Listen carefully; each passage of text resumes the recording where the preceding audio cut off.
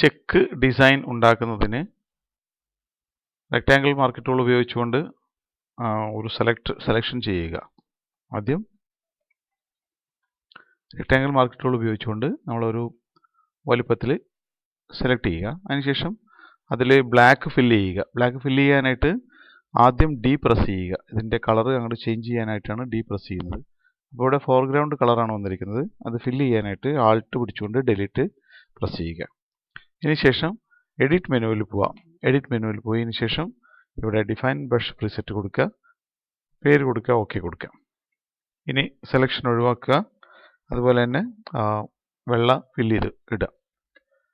Background fill ചെയ്യുന്നതിന് control ഡിലീറ്റും alt delete foreground fill ചെയ്യുന്നതിനുമാണ്.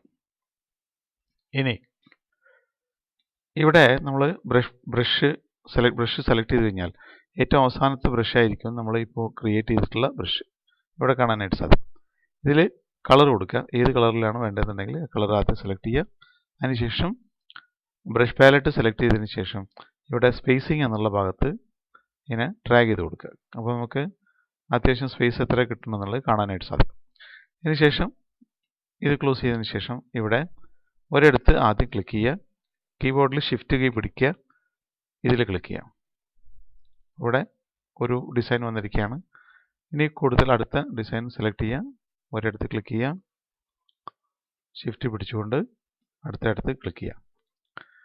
ഇത് തിരിച്ചും മറിച്ചും ചെയ്യാനായിട്ട് സാധിക്കും. ഇതുപോലെ തന്നെ ബ്രഷ് പാലറ്റ് തുറന്നുകൊണ്ട് ഇതിൻ്റെ ആംഗിൾ 90 ഡിഗ്രി ആക്കുക.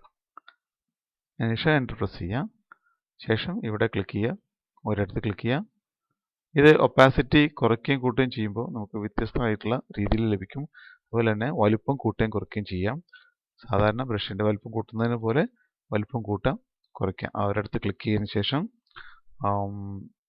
ഇവിടെ ഷിഫ്റ്റ് പിടിച്ചുകൊണ്ട് ഇവിടെ ക്ലിക്ക് ചെയ്യാം. അതുപോലെ തന്നെ കൂടുതൽ അകലം കൂടുന്നു എന്ന് തോന്നിക്കഴിഞ്ഞാൽ ഇവിടെ സ്പേസിങ് നമുക്ക് അഡ്ജസ്റ്റ് ചെയ്യാവുന്നതാണ്. അതിനുശേഷം ക്ലിക്ക് ചെയ്ത് ഷിഫ്റ്റ് പിടിച്ചുകൊണ്ട് ക്ലിക്ക് ചെയ്യാം. അപ്പോൾ വ്യത്യസ്ത തരത്തിലുള്ള എന്താ പറയുക ഡിസൈനുകൾ, പാറ്റേണുകൾ നമുക്ക് നിർമ്മിച്ചെടുക്കാനായിട്ട് സാധിക്കും.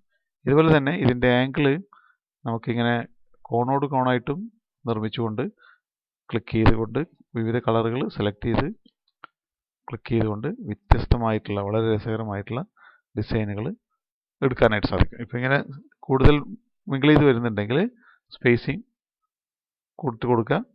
അതിനുശേഷം ക്ലിക്ക് ചെയ്ത് ഷിഫ്റ്റ് ക്ലിക്ക് ചെയ്യാം. കണ്ടോ, ഇതുപോലെ ഒരുപാട് ഡിസൈനുകൾ നമുക്ക് ചെയ്യാനായിട്ട് പറ്റും. ഇപ്പോൾ 45 ഡിഗ്രി ഇവിടെയാണെങ്കിൽ ഒന്നുകിൽ 270 എന്ന് കൊടുക്കുക, അതല്ലെങ്കിൽ -45 എന്ന് ടൈപ്പ് ചെയ്യുക. അപ്പോൾ നമുക്ക് നേരെ ഓപ്പോസിറ്റ് സൈഡിലുള്ള ഇത് കിട്ടും. ഇവിടെ സെലക്ട് ചെയ്തുകൊണ്ട് അതിനുശേഷം ഇവിടെ ക്ലിക്ക് ചെയ്ത് ഷിഫ്റ്റ് പിടിച്ച് ഇവിടെ ക്ലിക്ക് ചെയ്ത് കൊടുക്കുക. ഇങ്ങനെ ഒരുപാട് ഡിസൈനുകൾ വിവിധ കളറുകളിലും മറ്റും ചെയ്തെടുക്കാനായിട്ട് സാധിക്കും.